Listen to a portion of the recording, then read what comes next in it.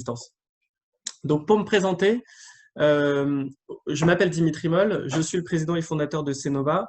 Aujourd'hui, je vais vous parler de MaPrimeRénov' copropriété, qui est la toute dernière née de l'État pour encourager et financer les rénovations globales et performantes. Mais plus globalement, je vais vous parler de pourquoi et comment s'y prendre pour réussir une rénovation globale de sa copropriété. C'est un sujet plus que jamais d'actualité. Dans le cadre du plan de relance, on va y revenir. Donc, Cnova, en quelques chiffres, c'est une agence de maîtrise d'œuvre spécialisée dans la rénovation des copropriétés qui dispose d'un bureau d'études intégré et d'une capacité d'accompagnement également intégrée. On existe depuis 12 ans. On a accompagné plus de 400 copropriétés à différents stades du projet, que ce soit en phase d'audit, en phase d'études, en phase de travaux ou en phase de suivi d'exploitation. On est présent sur 3 agences, Paris, Lyon, Grenoble. Et aujourd'hui, on est une équipe composée de 25 collaborateurs qui sont architectes, ingénieurs, thermiciens, spécialistes en ingénierie financière et puis chefs de projet. Voilà, donc aujourd'hui, avant de vous parler de MaPrimeRénov' copropriété, il m'est paru utile de repositionner le contexte actuel de la rénovation des copropriétés, puisque en fait, ça bouge fort. Et ensuite, je vous ferai une présentation plus détaillée de MaPrimeRénov' copropriété. Une fois qu'on aura dit ça, on s'intéressera à pourquoi est-ce que du coup les copropriétés sont de plus en plus nombreuses à s'intéresser à la rénovation globale et par quel bout prendre les choses concrètement dans votre copropriété pour que ce soit relié à du concret pour vous.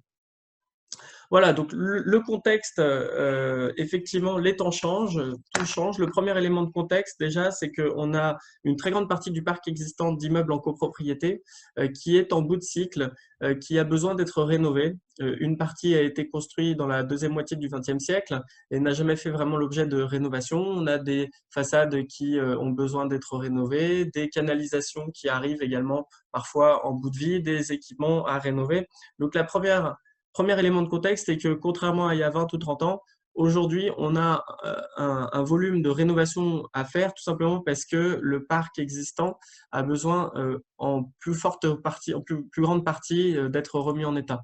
Le deuxième élément de contexte qui bouge très fort depuis quelques années, c'est que l'État a une volonté très ferme imposée dans le cadre de la COP 21, les accords de Paris au niveau international, c'est de faire en sorte que tous les bâtiments, y compris le vôtre, soit à un niveau basse consommation d'énergie, BBC, en 2050. Donc ça, l'ambition, elle est très claire, elle a été exprimée dans plusieurs lois, la loi pour la transition écologique, pour la croissance verte, elle a été exprimée il y a un an, presque jour pour jour, dans la loi énergie-climat à nouveau.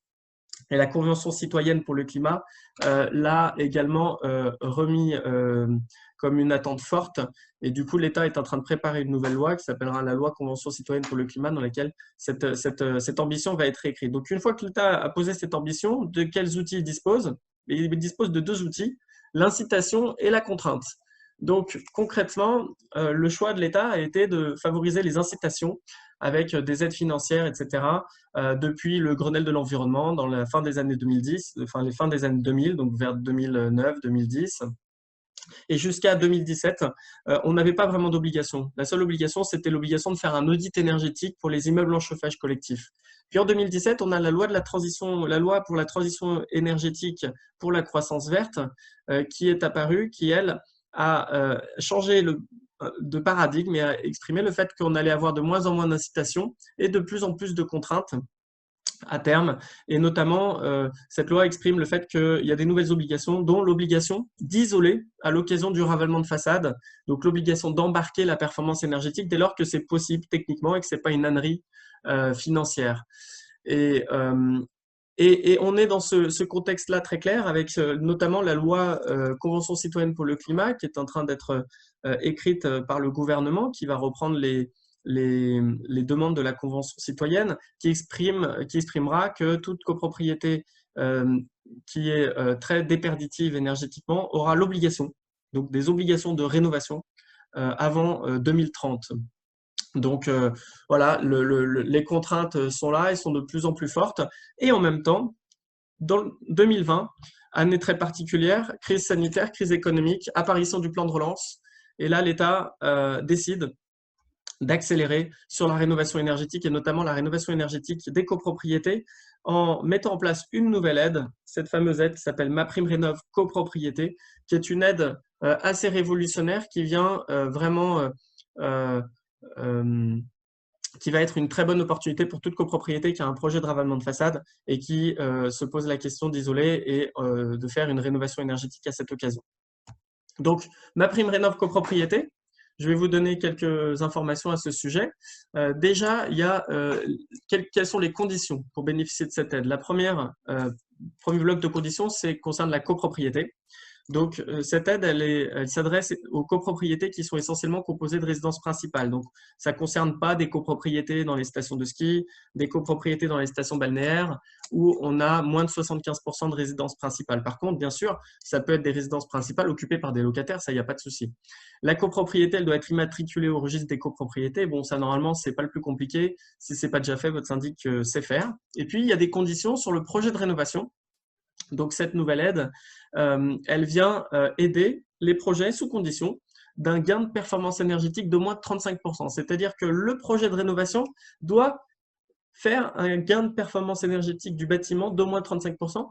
Concrètement, ça veut dire que cette aide vient aider les projets qui sont suffisamment ambitieux, puisque 35%, pour atteindre 35%, ça ne suffira pas de faire juste une isolation par l'extérieur des murs ou juste une rénovation du système de chauffage. Ça voudra forcément dire bouquet de travaux.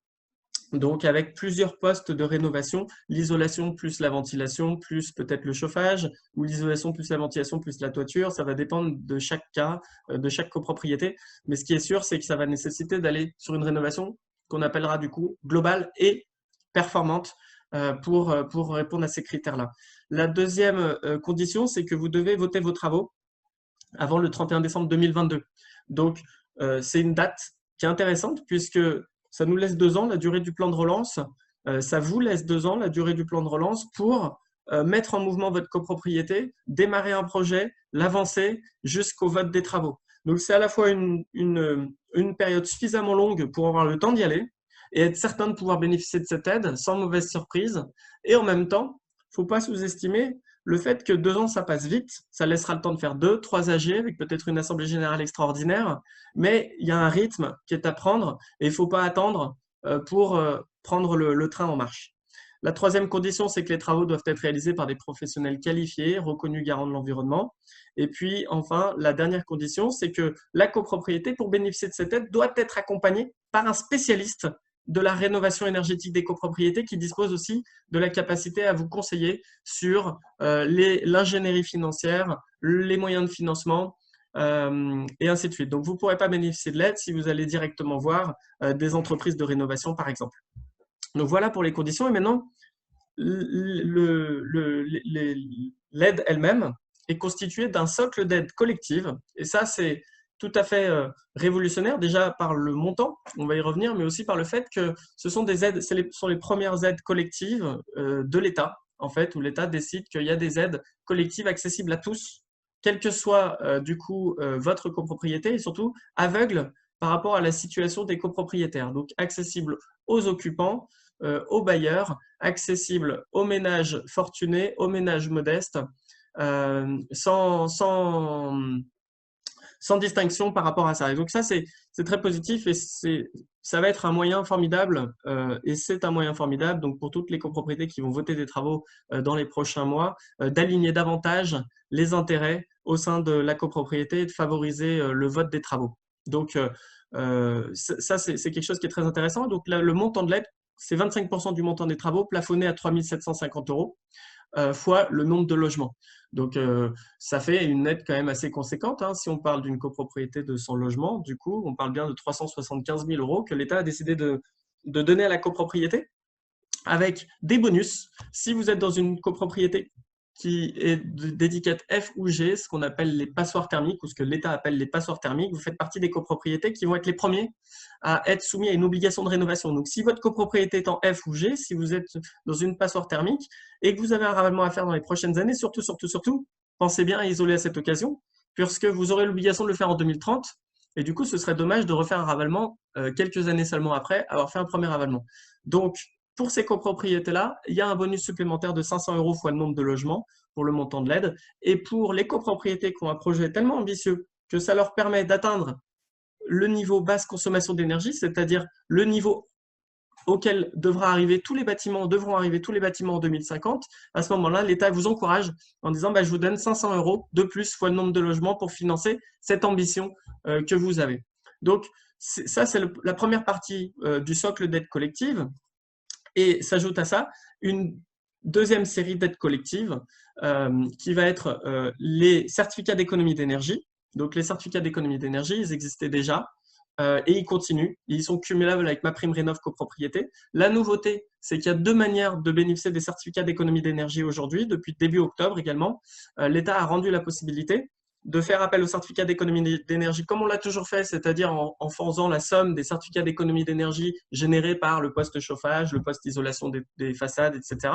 Mais il existe aujourd'hui la possibilité de bénéficier des certificats d'économie d'énergie par une deuxième voie qui s'appelle le coup de pouce rénovation globale. Et donc là, maintenant, votre maître d'œuvre, la personne qui vous accompagne, devra comparer le montant des C2E dont votre copropriété peut bénéficier si on fait la somme des aides financières C2E poste par poste ou si on passe par le dispositif coup de pouce rénovation globale. C'est un peu technique, mais sachez qu'il y a cette aide-là qui continue et qui par le coup de pouce va constituer une aide plus forte que précédemment dans la plupart des cas. Et puis, pour les copropriétés qui sont dites fragiles au sens de l'État, c'est-à-dire qui sont constituées de copropriétaires dont une partie ne paye pas leurs charges, donc avec des impayés supérieurs à 8%, ces copropriétés-là, du coup, ne pourront pas bénéficier des C2E, mais par contre, pourront bénéficier d'une aide supplémentaire, un abondement de 3 000 € encore de plus par logement pour encourager la copropriété à sortir de sa situation de fragilité par la maîtrise des charges, la maîtrise durable des charges. Donc, on voit que là, on a l'État qui a posé une ambition vraiment très, très forte avec des aides très significatives et c'est très encourageant. Donc, c'est, on va dire, grâce au plan de relance. Et je pense que c'est une opportunité pour toutes les copropriétés qui projettent un ravalement. Peut-être ça vaut le coup de l'accélérer et d'avancer dans le rythme du plan de relance. Et à ce socle d'aide collective s'ajoutent des aides individuelles en plus. Donc, parmi ces aides-là, il y a les aides MaPrimeRénov' pour les travaux privatifs que vous faites à l'occasion de la rénovation globale. Donc, la MaPrimeRénov' classique, comme pour les copropriétaires qui sont dans des maisons individuelles, par exemple, donc pour votre système de chauffage individuel ou pour vos fenêtres. Et l'État est en train de finaliser la mise en place, qui n'est pas encore officielle, on espère qu'ils vont le confirmer, qu'il n'y aura pas de mauvaise surprise, d'un bonus d'aide individuelle, en plus de MaPrimeRénov' copropriété, pour les copropriétaires modestes et très modestes. On devrait avoir la confirmation de ces bonus le 2 décembre 2020, lors du prochain conseil d'administration de l'ANA, et on espère que ces bonus représenteront une aide de l'ordre de 1 500 € pour des copropriétaires modestes au sens de l'ANA, et 3 000 € pour des copropriétaires très modestes. Donc tout mis bout à bout, on a aujourd'hui un niveau d'aide qu'on n'a jamais eu, concrètement, qu'on n'a jamais eu en copropriété au niveau national, et on continue à avoir et on continuera à avoir des aides au niveau local. Donc, les collectivités qui ont été élues, les municipalités, les métropoles qui ont été élues en mai dernier ont, pour par exemple Paris, Lyon, Grenoble, confirmé leur volonté d'accélérer, de maintenir leurs dispositifs, voire de les renforcer, de les améliorer. Et donc, tout ça fait qu'aujourd'hui, on se retrouve dans une situation très, très, très favorable à la démarche de rénovation globale ambitieuse en copropriété. Voilà ce que je pouvais vous dire sur les aides. Et puis le dernier élément de contexte, c'est que ce qu'on observe au sein des copropriétés, c'est qu'il y a de plus en plus de monde dans les assemblées générales qui sont volontaires. Il y a de plus en plus de volonté pour améliorer le cadre de vie de la copropriété à l'intérieur des logements et dans l'environnement de la copropriété, et pour prendre soin de l'environnement dans le contexte de la transition écologique. Donc, urgence écologique, plan de relance, besoin d'entretien de votre bâtiment, tout ça, c'est un combo qui tire tout dans le même sens dans l'idée d'une démarche de rénovation globale et performante dans votre copropriété. Donc, maintenant que vous avez en tête tout cela, on peut se poser la question, et certains peuvent se dire « Oh là là, mais tout ça, ça coûte cher. » Alors oui, il y a beaucoup d'aides, mais combien ça coûte? Est-ce que c'est vraiment intéressant? Est-ce qu'il y a des chances que dans ma copropriété, on vote de tels travaux. Et donc, effectivement, je pense que là, je pense que le plus intéressant, ça va être de passer, de donner la parole à des conseils syndicaux, des clients de Cnova qui ont déjà voté des travaux pour qu'ils puissent vous exprimer comment ça s'est passé chez eux. C'est une petite vidéo de 3 minutes que je vous propose qu'on regarde ensemble.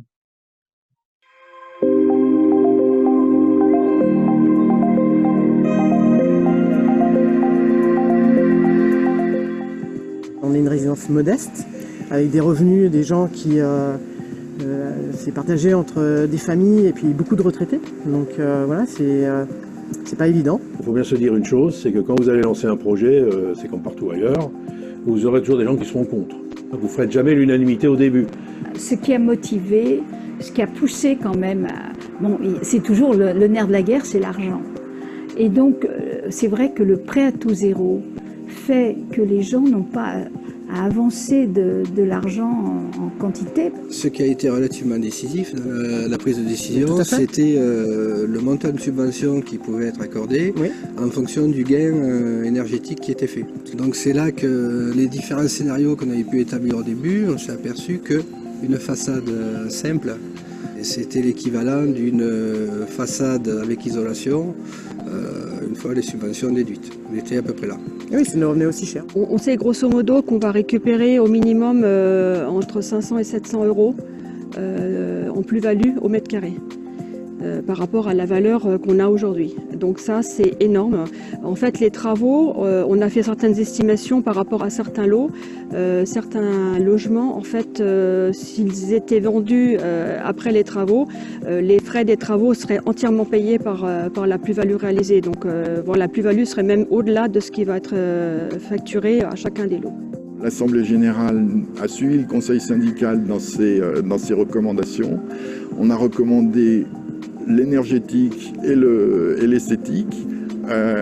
Tout a été accepté, donc il faut le faire, quoi. C'est passionnant. Ce qui a quand même motivé aussi les copropriétaires, c'est le fait aussi que tout autour de nous, on commence à avoir on a vu se réaliser des rénovations. Il y a des résultats, les gens sont contents, qu'il y a une amélioration de confort. On a eu une quasi-majorité, enfin une totalité des votes. Voilà, il y a eu quelques contre, mais très peu, quoi. C'est vraiment passé comme une lettre à la poste, quoi. Nous arrivons vers la fin du chantier. Dès qu'il y a eu l'isolation thermique des toits et des pignons, moi qui habite sous les toits, enfin c'est un toit terrasse, on ressent immédiatement des degrés en plus. Si je prends notre exemple, on était loin d'avoir l'unanimité au début. Finalement, on a eu un vote à l'unanimité à la fin. Donc c'est bien la preuve que, il fallait le faire. Du coup, oui, voilà, tout va être fait et je pense qu'on va avoir une belle résidence. L'isolation externe, par exemple, cet hiver, moi, mes radiateurs étaient fermés. Bon, on n'a pas eu un hiver très rigoureux, mais quand même, c'est important parce que les économies de gaz par rapport au fuel sont aussi importantes. On va vivre dans un immeuble qui va être rénové, qui va être neuf, qui va être beau, qui va être efficace. Donc voilà, quoi, c'est beau à faire, il faut le faire.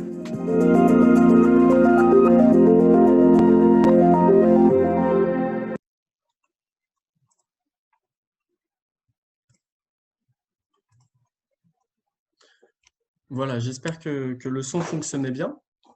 Effectivement, on constate qu'il y a de plus en plus de copropriétés qui s'engagent dans des rénovations globales, et malgré le fait qu'effectivement, grosse rénovation égale grosse quote-part, égale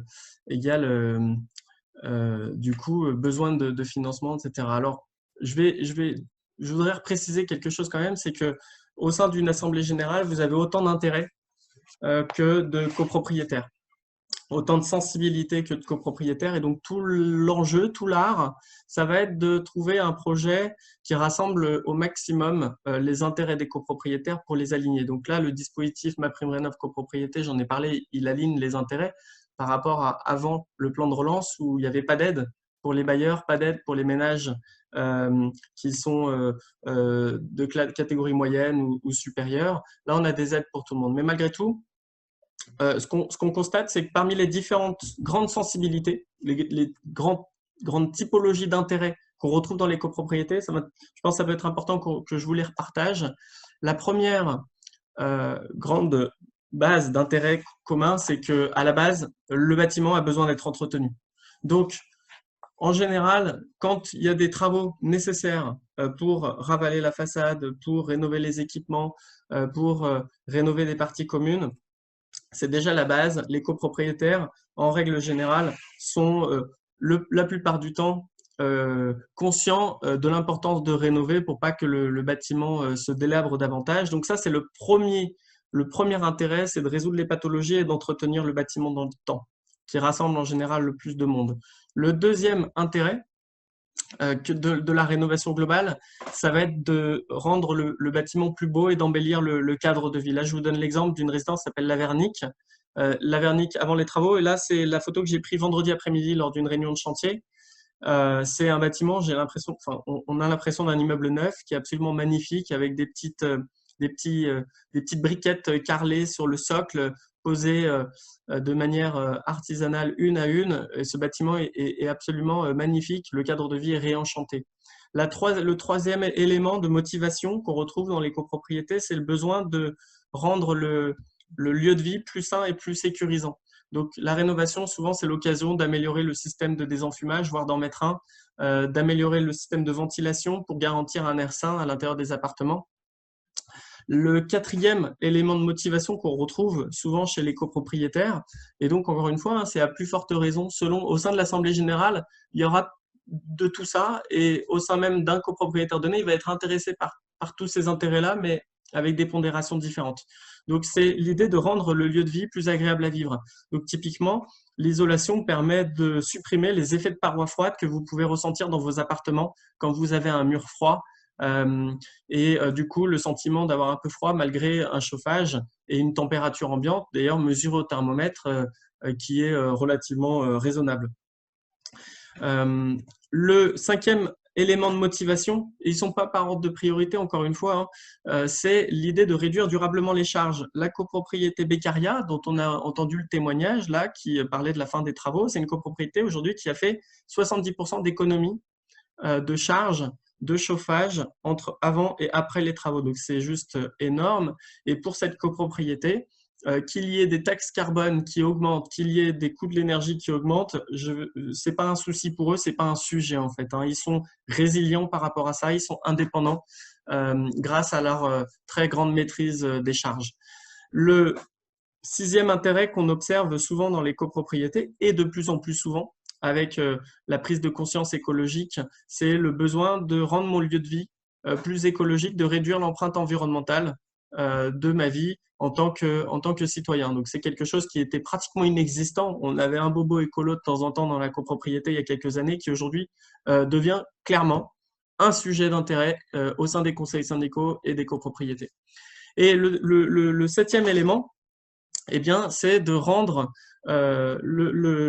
votre patrimoine, votre appartement durablement plus attractif. C'est-à-dire qu'aujourd'hui, les notaires ont montré, et c'est les fameuses cartes, qu'entre un bâtiment qui a été rénové, dont la performance énergétique, l'étiquette énergie est située en A, B ou C, et un bâtiment qui n'a pas été rénové, donc une étiquette énergie inférieure, il peut y avoir jusqu'à 10% d'écart de valeur. Et cette tendance s'amplifie au fur et à mesure que les acquéreurs, donc les gens, vous et moi, sont au courant de plus en plus des obligations de rénovation, des enjeux de rénovation énergétique qui vont être à mener au cours des 10 prochaines années. La loi Convention citoyenne sur le climat, qui va exprimer pour la première fois de façon très très claire l'obligation de rénovation en 2030 pour les passoires thermiques et le chemin pour y parvenir, par exemple, va clairement être une information supplémentaire donnée aux acquéreurs qui, du coup, négocieront encore davantage les biens qui n'ont pas été rénovés et à l'inverse, qui feront que les biens rénovés seront de plus en plus recherchés. Et du coup, on se pose la question de combien ça coûte. Aujourd'hui, ce que je vous propose, c'est de partager un peu un retour d'expérience des grands ordres de grandeur, puisque c'est évidemment quelque chose qui est hyper différent copropriété par copropriété, mais ce qu'on constate déjà, de quoi on parle? Rénovation globale, en général, on parle de rénover de manière complète l'enveloppe. Donc, sauf si la toiture a déjà été rénovée récemment, on va faire les façades, on va les isoler. Du coup, on va en profiter pour mettre en place et améliorer le système de ventilation pour garantir que la ventilation se fait très bien dans un contexte de bâtiment encore plus isolé. On va refaire la toiture, l'isoler, les planchers bas, isolés. S'il y a un système de chauffage collectif, on va le rénover, le moderniser, le rendre très efficace. Et puis ensuite, on va évidemment en profiter pour refaire les parties communes, les accès, pour avoir un bâtiment qui soit beau, agréable à vivre, économe, écologique. Tout ça, ce qu'on constate, c'est qu'en moyenne, ça coûte entre 15 et 20 000 € par logement, hors travaux privatifs. Donc, c'est une enveloppe qui peut monter si on fait des travaux de rénovation des fenêtres, par exemple, dans votre appartement, ou du chauffage individuel.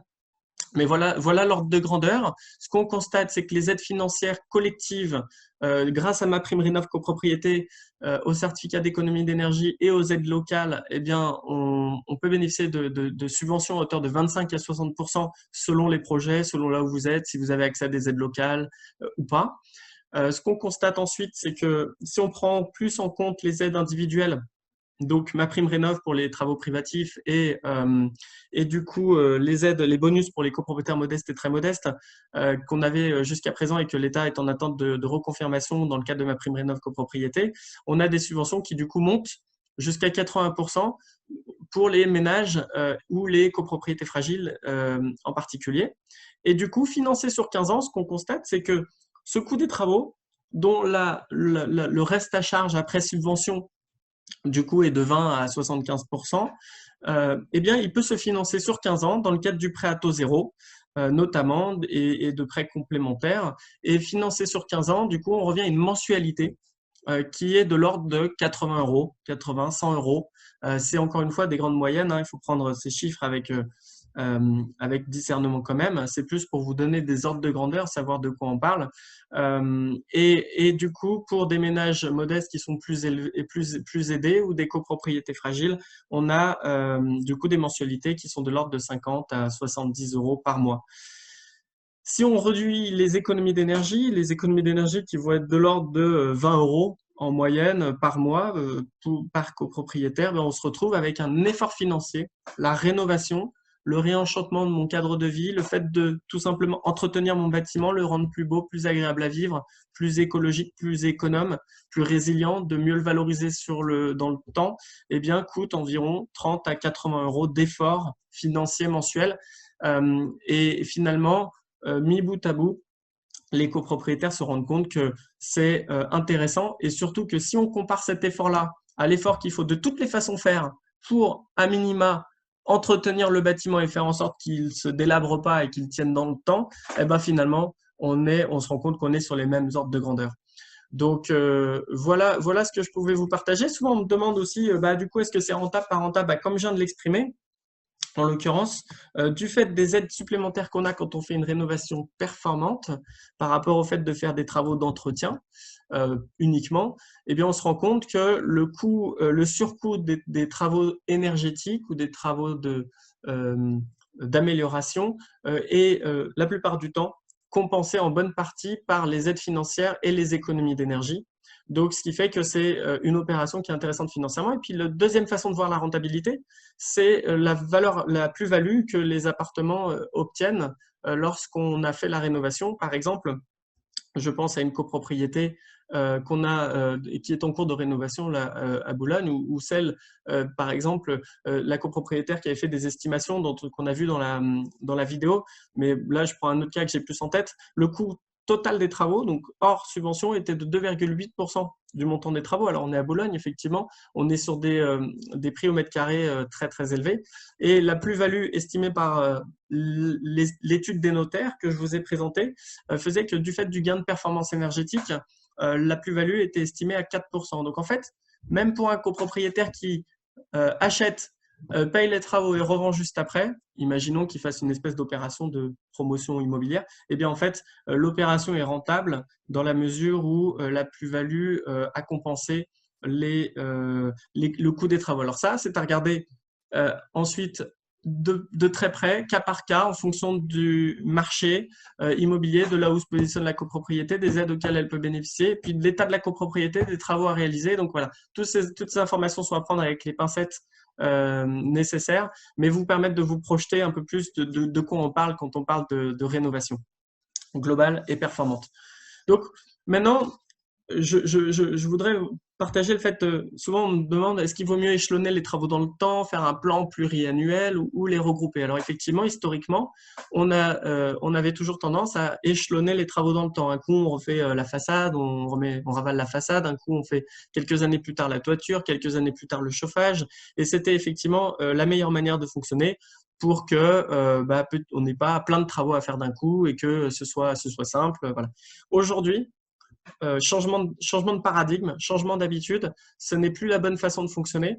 Aujourd'hui, ce qui est le plus intéressant à faire, c'est de réaliser tous les travaux d'un coup. Donc, s'il y a des travaux à réaliser, par exemple façade, potentiellement toiture dans quelques années, chauffage qui approche une fin de vie, eh bien, il ne faut surtout pas passer à côté, au moins de l'étude, de tout intégrer d'un coup. Pourquoi? Parce que les coûts d'études et de travaux, déjà, sont plus faibles sur l'effet d'un coup. Ça, c'est une évidence. Ensuite, les travaux débouchent sur de meilleurs résultats, puisque de toute façon, qui dit isolation par l'extérieur à l'occasion du règlement dit étude de la ventilation. Qui dit étude de la ventilation dit étude des bouches d'entrée d'air et probablement des questions autour des menuiseries extérieures. Qui dit et de faire tout ça d'un coup va permettre du coup de réduire davantage les coûts thermiques et d'améliorer la performance de la rénovation. Bien entendu, les coûts de travaux sont plus faibles, surtout grâce aux aides, puisque comme vous l'avez compris, MaPrimeRénov' copropriété ne vous aide pas, vous n'avez pas d'aide si vous faites juste une isolation thermique par l'extérieur qui débouche sur moins de 35%, et puis plus tard juste le chauffage qui débouche sur moins de 35% aussi. Vous avez intérêt à les regrouper ensemble, puisque du coup, ça va vous permettre de déclencher les aides de MaPrimeRénov' qui financeront très largement votre projet. Ensuite, ce qu'on n'avait pas avant et ce qu'on a maintenant, c'est que pour des projets de rénovation importants comme ça, on peut étaler le coût des travaux par des financements collectifs, dont les coprats à taux zéro, mais pas que. Et finalement, ce n'est pas parce qu'on fait tous les travaux d'un coup qu'on doit sortir 5, 10, 1000 euros de sa poche d'un coup. En l'occurrence, c'est possible si vous le souhaitez et que vous avez de l'épargne, mais vous pouvez aussi souscrire à un financement pour pouvoir étaler ces charges-là sur 15 ans, ce qui rend finalement beaucoup plus indolore le projet de rénovation par rapport au fait de le faire en plusieurs étapes. Et puis, en l'occurrence, si vous faites tout d'un coup, vous bénéficiez d'un bâtiment qui est comme neuf tout de suite, plutôt que d'attendre plusieurs années, peut-être 10 ans, pour que votre cadre de vie, vos niveaux de confort, la valeur immobilière de votre bien, etc., soit générés à la même hauteur. Donc, pour toutes ces raisons, aujourd'hui, l'État, finalement, pousse à la rénovation globale et performante. Et du coup, ça veut dire qu'il faut changer ses habitudes dans le monde de la copropriété et plutôt réfléchir bouquet de travaux, rénovation globale, et quitte à finalement se rendre compte que peut-être, il y a peu de chance, mais c'est possible, dans le cas de votre copropriété, étant donné la configuration, étant donné les travaux déjà réalisés, etc., ça ne vaut pas le coup de regrouper, donc on préfère étaler parce que c'est plus adapté. Mais en tous les cas, il ne faut pas passer à côté de l'étude d'un projet global. Donc, maintenant que vous avez en tête le contexte, notamment le plan de relance, MaPrimeRénov' copropriété, l'intérêt de la rénovation globale, vous posez peut-être la question de savoir comment vous pouvez avancer, par quel bout prendre les choses. Eh bien, en réalité, la première étape va toujours être de faire un bon diagnostic de votre bâtiment. Quelles sont ses pathologies, les éléments qui nécessitent des travaux à court, moyen terme, et puis aussi des attentes au sein de la copropriété. Quels sont les projets du conseil syndical, quelles sont les problématiques rencontrées par les occupants, par les copropriétaires. Donc, la première étape de tout projet, ça va être de commencer par faire un bon diagnostic avant de chercher à faire des préconisations. Une fois qu'on a un bon diagnostic qui est partagé avec le conseil syndical notamment, eh bien, à ce moment-là, l'étape suivante va consister à concevoir un projet, à définir un projet qui y répondent et donc qui soient enthousiasmants parce qu'il résout les problématiques de votre bâtiment et il permet de répondre aux attentes des copropriétaires, de saisir l'opportunité du plan de relance et du coup d'inscrire la copropriété dans une nouvelle dynamique dans le temps. Donc ce projet, une fois qu'on l'a décrit, défini, on va le décrire de manière plus détaillée, puis on va le chiffrer, savoir combien ça va coûter très concrètement. Une fois qu'on a déterminé tout ça, l'étape qui suit consiste à consulter des entreprises pour faire des propositions fermes et définitives sur les coûts de travaux et donc que la copropriété puisse ensuite voter les travaux en étant sécurisée sur le montant des travaux, le délai, sur des offres fermes et définitives. Ensuite, une fois qu'on a le coût des travaux, qu'on a le projet, le coût de ce projet, il faut optimiser le financement, optimiser le volume d'aide financière dont vous pouvez bénéficier et puis rechercher le financement complet, le préfinancement des aides, le financement des restes à charge pour les copropriétaires qui souhaitent en bénéficier. Et une fois qu'on a tout ça, il faut aider le conseil syndical à convaincre son assemblée générale de voter les travaux. Donc, tout ça se fait évidemment pas de façon hyper séquencée comme là je le présente. Le fait d'aider le conseil syndical à convaincre l'assemblée générale va passer par une communication entre le conseil syndical et l'assemblée générale, et puis au sein du conseil syndical avec votre maître d'œuvre et les personnes qui vous accompagnent, votre syndic, sur tout au long du projet pour que le projet il raccroche le maximum de personnes, il s'affine, il s'améliore avec justement cette communication continue. Et puis une fois que les travaux sont votés, il faut préparer les travaux, gérer les travaux privatifs, suivre la bonne exécution du chantier, et puis ensuite vérifier qu'on a bien les niveaux de performance qu'on attendait, et optimiser les réglages si besoin, optimiser le bon fonctionnement pour que on ait les résultats escomptés par la rénovation globale et performante. C'est évidemment l'intérêt des copropriétaires et l'enjeu de la transition écologique, donc de l'État, d'aller jusqu'au bout du geste et de vérifier qu'on a bien les résultats attendus et sinon de chercher à les améliorer. Donc, comment maintenant est-ce que vous pouvez choisir les personnes qui vous accompagnent, notamment votre maître d'œuvre, puisque finalement la toute première étape, ça va être de choisir un prestataire pour vous accompagner dans la démarche, que ce soit en phase d'audit ou en phase d'étude. Et donc là-dessus, je vous partage mon sentiment de maître d'œuvre justement sur les critères à prendre en compte. Le premier critère qui va être à prendre en compte, je pense, dans votre choix, ça va être la confiance. Avec quel maître d'œuvre, quel professionnel est-ce que vous vous sentez en confiance? Il faut que vous ayez vérifié évidemment que les assurances requises sont là, les qualifications requises sont là, l'indépendance et le fit humain est au rendez-vous. Et puis ensuite, il y a les compétences. Et donc, pour un projet de rénovation globale et performante, vous avez besoin de réunir beaucoup de compétences. Et il n'est pas rare qu'on oublie certaines de ces compétences et qu'elles manquent à un projet et que du coup, le projet soit plus laborieux, plus compliqué, mette plusieurs années, voire n'aboutisse pas. Donc, les compétences, c'est évidemment les compétences techniques, on y pense directement, l'architecture, le bâtiment, les compétences sur le chauffage, la ventilation, la thermique, évidemment, la plomberie, l'électricité, la végétalisation, les énergies renouvelables, les compétences sur l'amiante. Donc, toutes ces compétences, ce corps de compétences techniques est évidemment essentiel.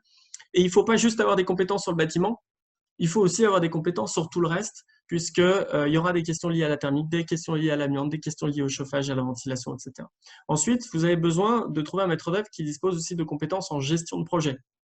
Il doit être capable d'être une locomotive de votre projet à vos côtés, de faire équipe avec vous, votre syndic, à définir des plannings et à les tenir. Et il doit être capable de maîtriser son processus de planification, puisque dans le cadre du plan de relance, probablement que les maîtres d'œuvre vont avoir beaucoup de travail et ne pourront pas facilement répondre à tout le monde. Et donc, ça va être important que vous choisissiez des maîtres d'œuvre qui vont être capables de tenir le rythme imposé par le plan de relance avec un vote des travaux avant 2022. Ensuite, vous avez besoin de quelqu'un qui dispose des compétences d'ingénierie financière, puisqu'on en a parlé, ce n'est pas tout d'avoir un beau projet, de connaître le prix de ce projet, encore faut-il connaître le montant des aides dont vous pouvez bénéficier, savoir aller les chercher très concrètement, déposer les demandes, et puis indiquer à chaque copropriétaire comment il va pouvoir financer les travaux s'il le souhaite. Donc cette brique-là, c'est la brique notamment que l'État appelle AMO et a rendu obligatoire dans le cadre de MaPrimeRénov' copropriété, parce qu'il s'est rendu compte qu'il y avait plein de copropriétés qui prenaient des maîtres d'œuvre qui avaient des compétences techniques, etc., mais qui malheureusement manquaient le savoir-faire d'ingénierie financière et de communication et du coup ne savaient pas bien conseiller ni faire bénéficier des aides aux copropriétés. Et donc c'est pour cette raison-là que l'État a rendu cette brique-là indispensable. La quatrième compétence, c'est la communication.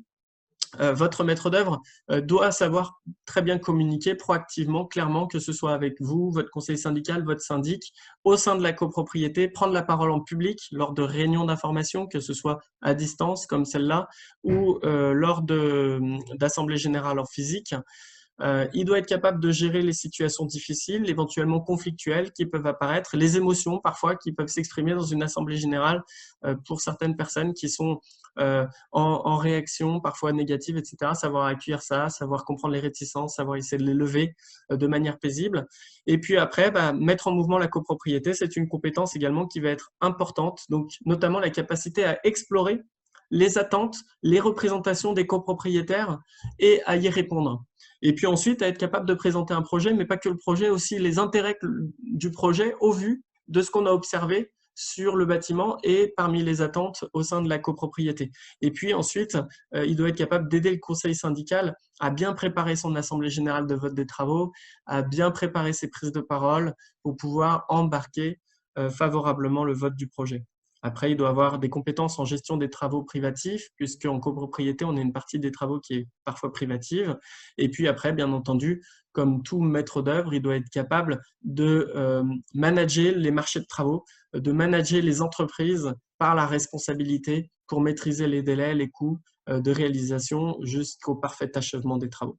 Donc voilà, en fait, l'ensemble des compétences nécessaires pour réussir un projet de rénovation globale, et c'est assez différent des compétences dont on a besoin quand on fait juste un ravalement simple ou juste une rénovation de chaufferie.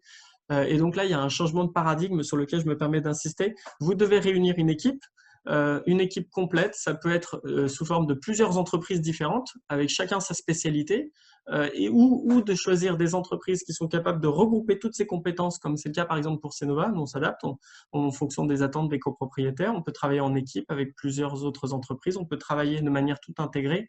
Mais ce qui est important, c'est qu'il n'y ait pas de trous dans la raquette, puisque s'il y a des trous dans la raquette, ça va être très compliqué et laborieux. Voilà, en conclusion, les quelques messages clés que je voudrais vous repartager, puisque je crois que c'était très complet, très riche, et donc du coup, probablement que vous avez plein de choses qui vous est venues. S'il y a 4 choses à retenir, je pense que la première, c'est que si vous avez un projet de ravalement ou de rénovation de système de chauffage ou autre, là, c'est urgent de prendre du recul et de réfléchir à est-ce que ça vaut pas le coup d'en profiter pour faire plus de travaux que juste ce à quoi on pense de manière le réflexe. Donc notamment, si vous faites un ravalement de façade, vous devez forcément vous poser, d'ailleurs c'est une obligation, la question de l'isolation et du coup la question de la rénovation globale pour pouvoir bénéficier des aides du plan de relance, MaPrimeRénov', CoPro et entrer dans les enjeux de la transition écologique. Donc plus de ravalement de façade sans s'être posé toutes ces questions, ce serait trop triste à la fois pour vous, pour votre copropriété, pour vos successeurs dans la copropriété face au contexte que je vous ai présenté. Le deuxième message clé, c'est que si vous avez un projet mûr, vous savez que vous voulez étudier un certain nombre de travaux, eh bien partez directement sur une mission de maîtrise d'œuvre, ça va vous faire gagner du temps. Ce sera d'autant plus confortable pour aboutir à un vote des travaux dans le cadre du plan de relance et de MaPrimeRénov' copropriété.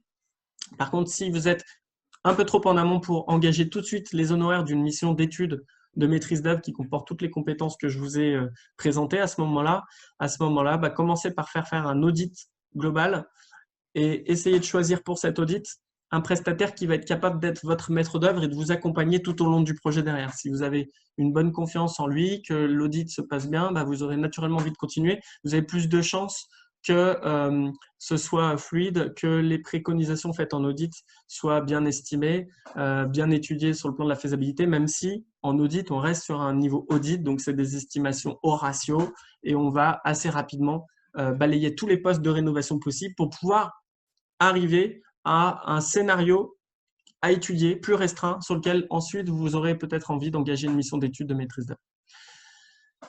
Au moment de choisir votre maître d'œuvre, que ce soit d'ailleurs pour un audit ou pour une mission d'étude, sur un programme de rénovation, eh ben, soyez vigilants à ce qu'il regroupe bien toutes les compétences. Donc là-dessus, vous pourrez reprendre cette présentation et puis dans votre grille d'analyse, au moment de mettre en concurrence des maîtres d'œuvre, vérifiez bien que toutes les compétences sont réunies autour de la table, sinon vous aurez des trous dans la raquette. Et puis enfin, je terminerai en vous partageant le fait que un projet de rénovation comme ça, c'est un projet qui va s'étaler sur 2, 3, 4 ans.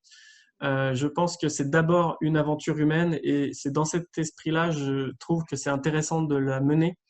Cette aventure humaine, elle doit rassembler un trio quatuor entre le syndic, le conseil syndical, le maître d'œuvre et les autres membres de l'équipe qui soient très soudés, très impliqués, heureux de travailler ensemble, mais aussi une aventure humaine au sein de la copropriété avec tous les copropriétaires, avec une très bonne communication au sein de la copropriété. Et puis de cette manière-là, votre projet aura aussi été une occasion de création de liens, ce qui sera aussi de nature à enchanter votre cadre de vie. Voilà, j'ai fini la présentation. Vous trouverez dans le chat, au niveau des conversations, la possibilité de renseigner un petit formulaire. Il y a un lien vers un petit formulaire pour pouvoir recevoir, je vous enverrai dans la semaine, cette présentation complète pour que vous puissiez y revenir dessus si vous en avez besoin au sein de votre conseil syndical. Dimitri, les adhérents la retrouveront aussi la semaine prochaine, il faut que tu nous l'envoies, sur le site du salon. Okay. Le site du salon, il est prévu de le faire vivre pendant 1 an avec le replay de ta prestation et le support de ta prestation. Donc ici, j'ai des questions, donc je vais t'en poser quelques-unes qui sont remontées par le chat. Donc, comment arriver à un financement sur 15 ans? Elle est courte, mais elle est importante, cette question. Oui, et ben, pour arriver à un financement sur 15 ans, tout simplement, il faut demander un financement sur 15 ans. Auprès des banques sur le prêt collectif. Donc, c'est une possibilité aujourd'hui qui est offerte. Et il faut savoir qu'on avait 2 banques seulement qui proposaient des prêts. Aujourd'hui, il y en a plus ou moins qu'une, la Caisse d'épargne Île-de-France, mais que ça va changer puisque l'État a résolu le problème qui fait qu'il n'y a aucune banque qui était intéressée par financer les copropriétés. C'est un peu technique, mais je sais qu'il y a des banques qui sont en train de travailler à une offre pour la rénovation énergétique des copropriétés. Je pense notamment à la Banque de la Transition énergétique, qui est une filiale de la Banque Populaire, Auvergne-Rhône-Alpes par exemple, mais il y en a d'autres. Donc, on devrait avoir de plus en plus de possibilités et d'offres. Donc, c'est très positif.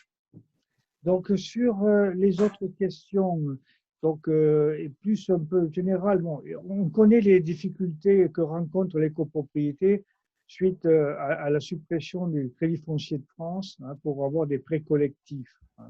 Donc aujourd'hui, il faut savoir qu'il y a 2 organismes qui en dispensent, enfin il y a la Caisse d'épargne qui en théorie a repris à peu près les mêmes conditions d'attribution, mais ça tu pourras nous en dire un mot parce que c'est pas toujours ce qu'on constate malheureusement.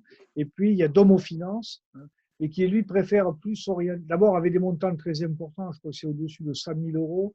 Donc je rappelle, c'est partagé entre plusieurs copropriétaires au-dessus de 100 000 euros et qui s'orientent plutôt vers le prêt personnel copropriété plutôt que vers le prêt collectif type coprosan que l'on connaissait et proposé par le Crédit foncier de France. Donc là, il y a une vraie problématique, Dimitri, et donc si tu peux nous donner ta vision de toi en tant que maître d'œuvre, donc sur ces dossiers par rapport à ces prêts collectifs.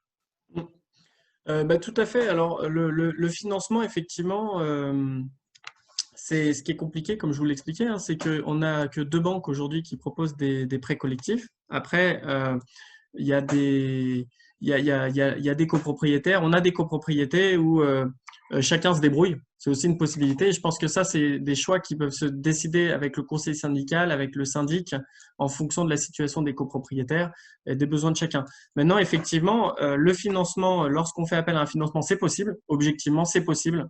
Ça doit pas être. Faut pas retenir que c'est pas possible d'être financé dans ces travaux. Non, c'est possible. Et vous l'avez vu sur les vidéos, les témoignages des copropriétaires. Ils ont tous pu bénéficier de ces financements collectifs. Par contre, c'est compliqué, c'est laborieux. On est face à 2 acteurs et pas une pléthore d'acteurs. Ils sont pas hyper motivés, objectivement, pour financer.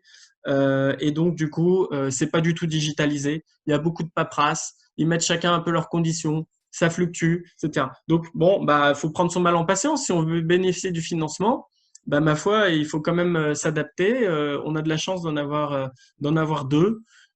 Et comme je l'exprimais, on n'en a que deux. Pourquoi? Parce qu'en fait, ces banques-là expriment que c'est pas rentable pour elles de faire du financement en copropriété, au vu du travail que ça représente sur le plan administratif, dans la gestion, etc., en back-office, et des revenus que représentent ces crédits-là. Elles sont pas intéressées, mais elles pouvaient pas. Finalement, il y avait un blocage réglementaire au fait qu'elles puissent éventuellement faire des taux un petit peu plus élevés. Et donc, aujourd'hui, on constate que l'État a levé ce blocage-là. Donc, normalement, il y a de plus en plus de banques qui vont être potentiellement intéressées. Il faudra suivre qu'est-ce que ça donne en termes de coût du financement, puisque le coût du financement entre en ligne de compte dans le coût global du projet pour ceux qui financent. Mais je pense que c'est très favorable, c'est une bonne chose qu'on libère un petit peu le fait qu'on puisse accéder à des offres plus diversifiées, plus complètes. Voilà. Donc j'ai bon espoir que dans le cadre du plan de relance, les banques, et c'est ce que je pressens, vont se remettre en question. On va avoir des solutions plus simples, peut-être digitalisées dans le processus de souscription, d'adhésion, qui fait qu'il y a moins de paperasse et de travail à fournir pour le syndic, pour celui qui accompagne, donc nous en tant que maître d'œuvre ou l'accompagnant s'il y en a un. Oui, il y a aussi des difficultés sur les éco-PTZ. Donc, même s'ils ont un peu assoupli le dispositif, il y a une possibilité d'éco-PTZ copropriété. Là aussi, comme tu le dis, il faut une tonne de documents, de justificatifs. On se demande, enfin moi j'ai eu l'occasion de le dire oralement à tout le monde, c'est qu'on a l'impression qu'ils font tout pour freiner, quoi, tout pour que les copropriétés n'optent pas pour ces dossiers. Quelle est ta vision à toi? Oui, objectivement, c'est compliqué, mais c'est possible. Et en fait, bon, c'est compliqué, mais ça vaut le coup quand même, hein. Un prêt à taux zéro, c'est intéressant. Ça a un impact qui est non négligeable. Donc, ça vaut le coup d'aller chercher à partir du moment où on demande un financement. Nous, on pousse pour le fait d'aller le chercher. Et on serait en 1789, je pousserais les adhérents à aller prendre d'assaut les banques, parce que vraiment, sur ces sujets-là, Dimitri, excuse-moi, mais bon, c'est d'être aussi dur, mais elles font pas beaucoup d'efforts, quoi. Elles ne cherchent pas. Alors, MaPrimeRénov', c'est vrai que ça, c'est une bouffée d'oxygène qui est extraordinaire, mais par rapport aux anciennes formules, bon, ça se bouge pas beaucoup. Écoute, Dimitri, à toi le mot de la fin, hein, donc on a eu près de 100 personnes connectées, donc c'est très bien. Ce sujet est intéressant. À toi le mot de la fin, avant qu'on aille manger au restaurant. Celui-là, un vrai. C'est pas virtuel. Vas-y, Dimitri. Eh ben, non, le mot de la fin, c'est un grand merci, en fait, hein. Merci à ces 100 personnes qui se sont intéressées au sujet. Je vous souhaite de mener des projets dans votre copropriété avec enthousiasme, avec joie. Merci à l'ARC pour l'opportunité que représente l'organisation de ce salon, et merci d'avoir fait une place pour Cénova sur les stands et dans la conférence. Moi, j'espère vous avoir été utile, vous avoir donné envie de vous intéresser à la rénovation globale et performante. Clairement, retenez qu'il y a une très très belle opportunité à saisir si vous avez un projet de ravalement ou de rénovation de chauffage. Là, c'est le moment d'y aller. Il n'y a pas photo et vous avez 2 ans pour voter les travaux. C'est tout à fait gérable, mais il ne faut pas traîner. Et à votre disposition, si vous souhaitez qu'on en échange, j'ai mis mes coordonnées là. Vous pouvez prendre contact avec moi sans aucun problème et ce sera un plaisir. Alors, quand je dis que je vais au restaurant,